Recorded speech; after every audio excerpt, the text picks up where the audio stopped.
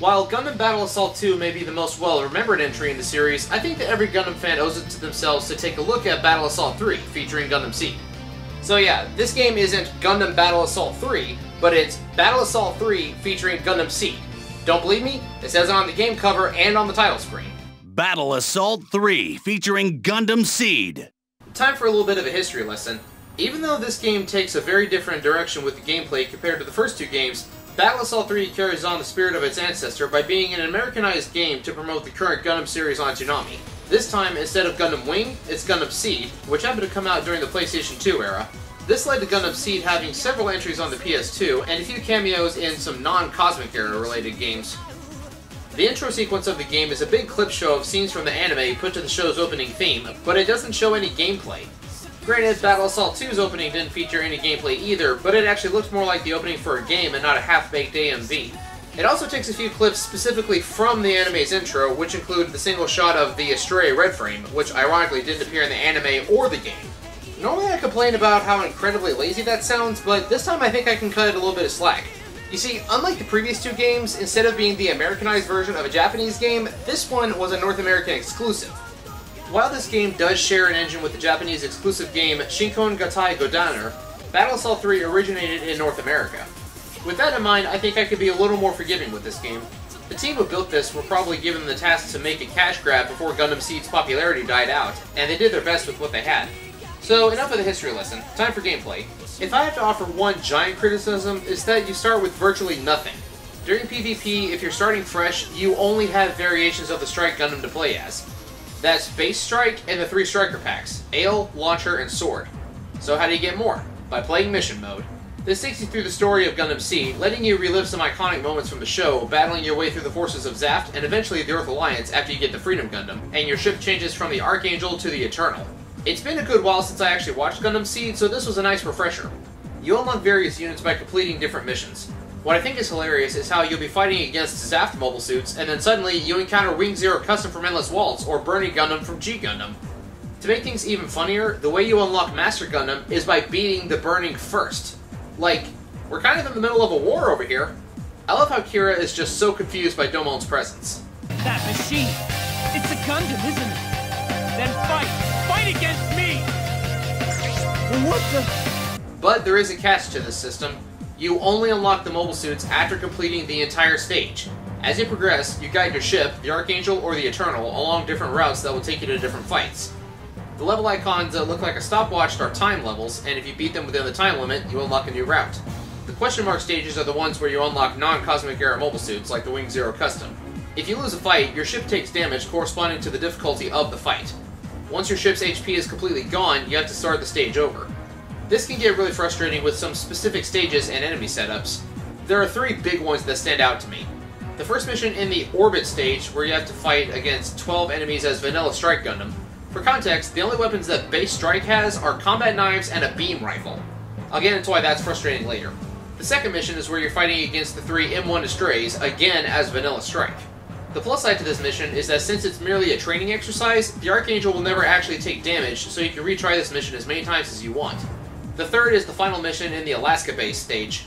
You have a time limit during a boss battle, and that time limit is 45 seconds. I hate time limits in fighting games in general, but this one is just plain cheap. It's based on the episode of the anime when they self-destructed Alaska base and the Archangel had to escape before everything exploded. But why put a really hard boss fight in this mission? Don't you think that's just a little bit excessive? Other annoying levels include various missions where you have to fight against both Blitz and Aegis Gundams at the same time. Either one of these will be manageable on their own, but the Blitz Gundam has the ability to stun lock you if you're not careful, letting the Aegis rip you apart. This is where I'm glad for the iconic scene recreations from the TV show. Yeah, die, Blitz! Sorry for the spoilers. Of course, with so many missions, you're going to have to play through each stage more than once. It's kind of a chore to do so, but do this first so that way you can unlock all the extra modes and most of the playable mechs. In one secret route, you get to play a few missions as the Justice Gundam instead of the Freedom, and this is the route that you take to unlock the Toggies 3. After you unlock the last unit, you can enjoy PvP and the other modes to your heart's content. The roster is quite expansive, giving you not only all of the main Gundams from SEED, but also various grunt suits to play as, and of course, representatives from G Gundam and Gundam Wing. If I had to criticize, I'd say my only complaint with this is that there's no RX-78 and no Char Aznavour, be it his custom Zaku or the Zeon. Oh well, can't win them all. I'm good sticking with the rest of these mechs. I like how the 3 M1 Estrays have slightly different custom colors and varying movesets, even if that's not entirely accurate to the anime. And now for the moment of truth. How is the gameplay? This is certainly a unique experience. This definitely doesn't qualify as your typical tournament fighter because it's not your basic side-to-side like the previous two, but rather it's a 3D perspective with up to 4 units on screen at once. This leads to some pretty fun 2v2 fights in mission mode. The controls, they are kind of in line with the previous Battle Assault games, but also feels like they incorporate some elements of other Gundam games from the time. The same basic fighting game inputs will yield various results. Here's a list of the default controls. Triangle is light attack, circle is strong attack, while X is your booster and square is your gun, like many other Gundam games on PS2. Quick side note, for simplicity's sake and to avoid confusion later, I understand that this is a 3D game and forward and back are subjective, but for the rest of this review, if I say down forward punch, I mean down button towards the enemy button and the punch button. And likewise, down back punch means down away from the enemy button and punch. Now let's move on. Pressing light attack, aka triangle, will make you kick, while circle, or strong attack, swings a melee weapon like a beam saber. Using the D-pad and the circle button, you can perform various melee combos, and pressing the square button will shoot your ranged attack. Down forward and square will sometimes give you a better ranged attack, like the Freedom Gundam's railguns. For the returning mobile suits, like Tallgeese and Wing, they have some moves that are reminiscent of some of their combos from Battle Assault 2, which is a nice gesture, but I find them a little hard to use in this 3D battle arena, when some of these moves were originally planned for a 2D fighting game. And that's where this game distinguishes itself from the other entries. This game feels less like a fighting game and more like a glorified 1-on-1 or 2-on-2 beat-em-up. It actually feels like it takes some influence from Capcom's Power Stone series, given the 3D environment and the various weapons that are scattered throughout the battlefield that you can pick up and use. Pressing triangle and circle at the same time will let you pick up a hunk of debris or a new weapon that's on the ground. This input will also let you grapple enemies and throw them. Other differences include the fact that all attacks are blockable. Beam sabers no longer pierce shields. The camera angles can get a little awkward, especially since you have to stay in the frame and the camera has to see everybody on screen. I'm trying to keep my distance or grab this weapon that's just out of reach, but I can't because the enemy won't come any closer to me. Another element of the 2v2 fighting that I like is that you can use a combo ultimate attack for some crazy results. If you push down forward, square, and the attack lands, this straight up turns into what looks like Gundams playing Duck Hunt. Additionally, in 2v2 matches, you can only target one enemy at a time, and you can switch targets with L1 button. But one cool feature is that if you push down, back, and square, you'll get an exclamation mark over your head and fire a shot at the enemy that you are not targeting. Also, I think the narrator shouts, "Check attack?" Check attack! Check attack! Check attack! Not sure what that means, but okay. One thing that I don't like is how the ultimate attacks are carried out. Remember back during the Battle Assault 2 review, I praised the game for how it showed the character portrait and gave us a line of dialogue when ultimates were used in street mode? Yeah, well, this game has too much of a good thing. It does this for every single ultimate. Every time. Mission mode or PvP, every character does it. It also gives you this long and drawn out animation of the mobile suit preparing its strike, and if the brief pause in Battle Assault 2 gave you an extra second to prepare a block, then this one gives you about 5 seconds. Watch this, the Providence Gundam uses its Dragoons to attack from all sides, but because I'm holding R1, I block every shot effortlessly. Now would be a good time to bring up some of the new mechanics, upgrades, and abilities. By pressing L2, you can activate your mobile suit's unique ability, which changes how your mech will play. It can be things like getting infinite boosters or dealing more damage with specific attacks, and some transforming mobile suits will change into mobile armor mode. When Burning Gundam uses his, he enters hyper mode like in G Gundam, but Master Gundam does not. However, activating abilities uses the same gauge as the ultimate attacks, so keep that in mind. Pressing select will give you a list of button inputs that will let you upgrade your mobile suit. While this is gimmicky, it's perfectly in line with the show, since one recurring element was making upgrades to the operating system of the Gundams. The first upgrade boosts your melee damage, second increases range damage, third upgrades your power system, aka your booster gauge and ammo meter, and everything after that restores your health and phase shift. But if you're hit while trying to do these inputs, the upgrade will fail. Phase shift armor is another feature from the Gundam SEED anime. In this game, it acts as sort of a pseudo-super armor. It lets you block most attacks and take no actual damage, but certain attacks will still cause you to flinch. Not every unit has this, but some mechs that don't have phase shift will still get the pseudo-super armor effect. I can't quite figure out why. Sometimes you'll tank an attack and not flinch, other times you won't. Additionally, once the phase shift is depleted, the Gundam turns gray. Also, throwing an enemy can damage them directly without damaging the phase shift, but you can't knock them out this way unless you break the phase shift first. The power system controls both your boosters and your ammo. Yeah, this is a bad idea. The plus side is that you'll never actually run out of ammo. The downside is that if you use too much energy, you can't jump or shoot. Additionally, if you're caught in a throw or sent flying by a powerful strike, you can press the boost button to break your fall and not take any damage, but you instantly lose all your power gauge if it's not upgraded, and have to let it recharge, meaning that you can't shoot either. This is made even sillier when your playable unit doesn't even have a gun, like the Sword Strike Gundam. You're out of booster energy so you can't throw your beam boomerangs. Yes, that makes perfect sense. On occasion, you'll be stunned with the text, "Can't control," blinking above you, but I can't figure out how to get this to occur deliberately. If you have more than 2 opponents, you'll have to defeat the ones that are on the field before the next one appears. It's very fun to catch them with an ultimate attack right as they show up, and are completely helpless. This is an easy way to rack up some free kills, especially for playing as the vanilla Strike. His ultimate may be short range, but it can kill most early grunt suits with one well-placed hit. That's all the basics. Now let's talk about the various game modes. Time Trial is pretty self-explanatory, as is Survival Mode. To unlock Time Trial, beat Mission Mode. To unlock Survival Mode, beat Time Trial in less than 5 minutes. To unlock Providence Gundam, you have to beat 20 rounds of Survival Mode, and this is laughably easy with the Launcher Strike Gundam.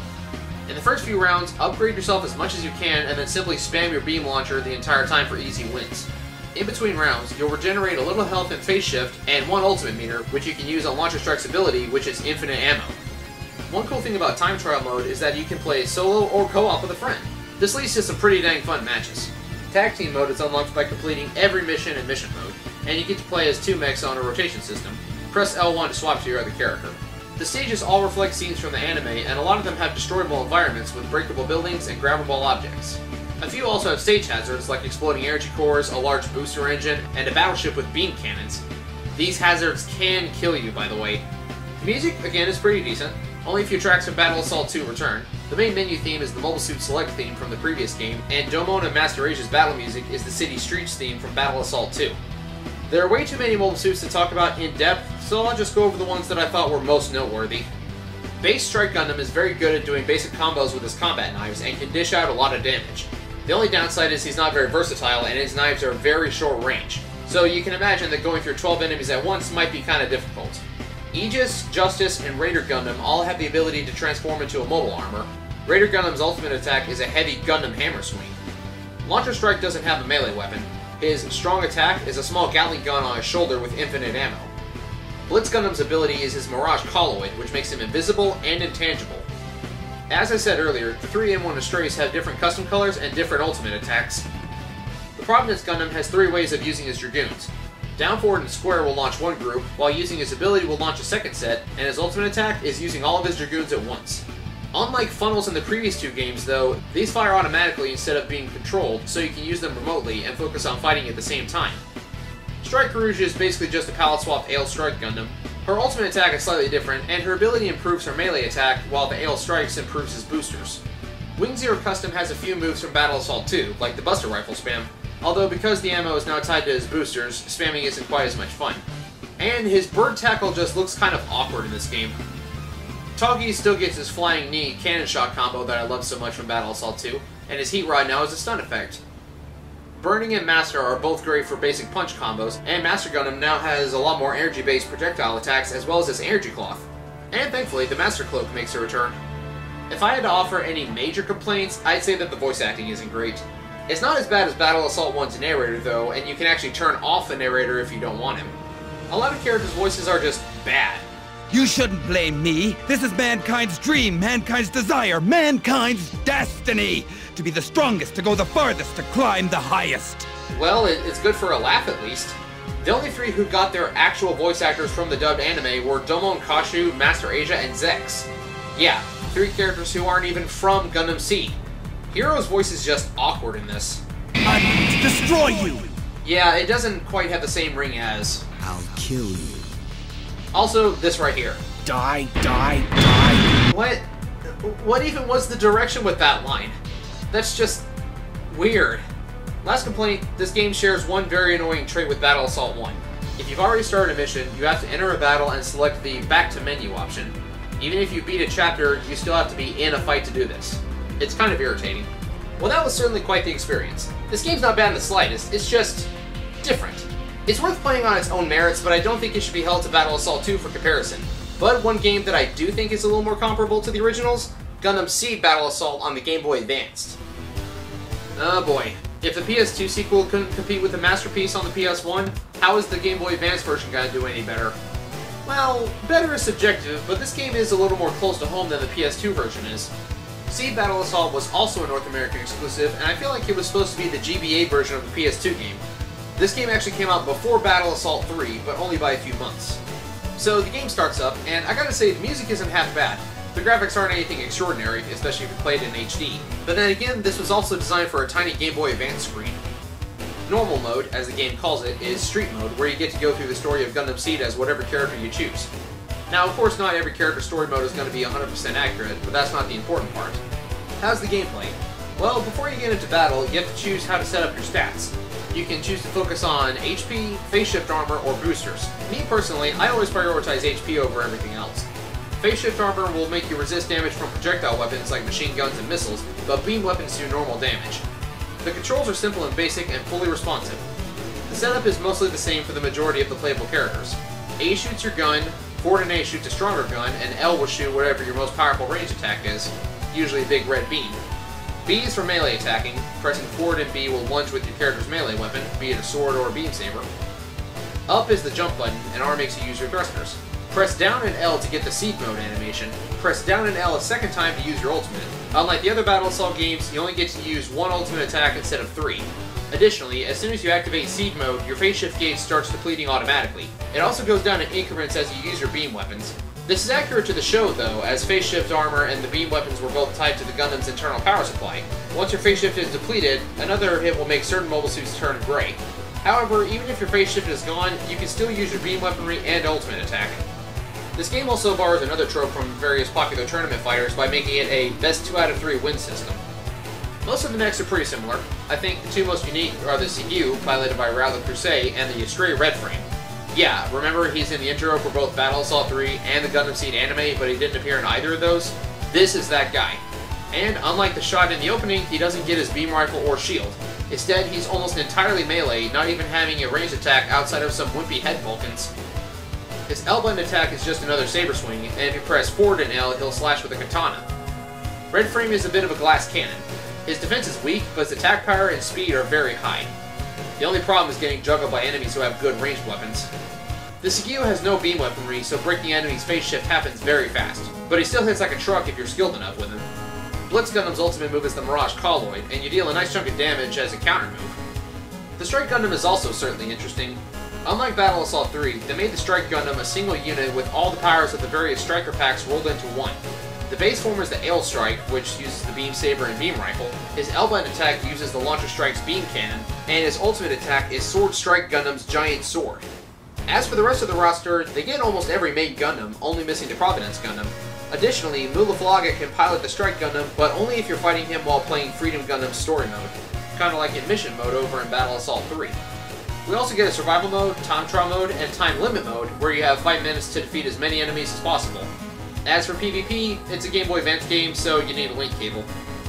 Unfortunately, this game doesn't save data, so everything is password-based. Plus side, just enter one password to unlock everything. Well, I gotta say, for a game that I had literally no expectations for, I was greatly impressed. And now, to close this out, we come back around full circle with another Japanese exclusive, Gundam SEED Destiny, also for Game Boy Advance. Battle Assault's origins were rooted in a Japanese fighting game and became its own thing.